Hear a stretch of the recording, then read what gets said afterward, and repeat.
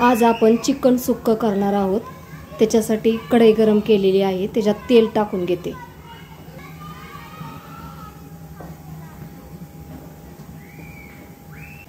तेल गरम झाले की कांदा परतून घेऊ।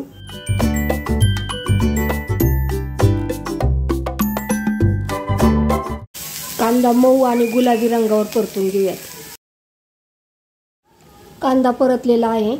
याच्यात चक्री फूल 1, मसाला विलायची 1, हिरवी मिरची 2-3 टाकून घेऊयात आणि तमालपत्र, टोमॅटो, उभा चिरलेला टोमॅटो आहे।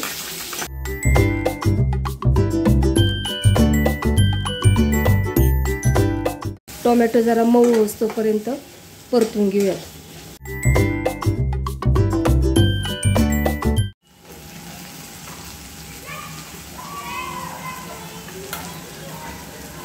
याच्यामध्ये वाटण टाकून घेतलेलं आहे। या वाटणामध्ये खोबरं, कांदा, लसूण, आलं आणि कोथिंबीर हे मिक्सरला बारीक वाटून घेतलेलं आहे। याच्यामध्ये लाल तिखट टाकू,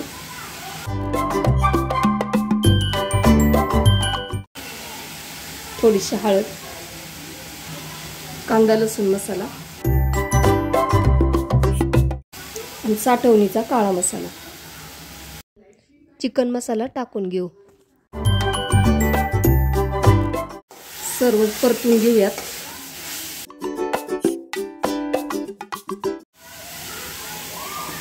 जे चिकन शिजून घेतलेलं आहे त्याच्यात सुद्धा आपण हळद मीठ टाकलेलं आहे, त्याच्यामुळे मीठ थोडंसं बेतानीच टाकायचं।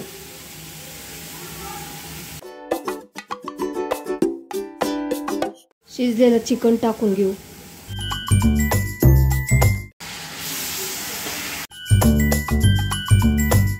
जे आपण चिकन शिजून घेतलं होतं ते आळणी पाणी या सुक्क केलेलं आहे त्याच्यामध्ये टाकून घेऊ।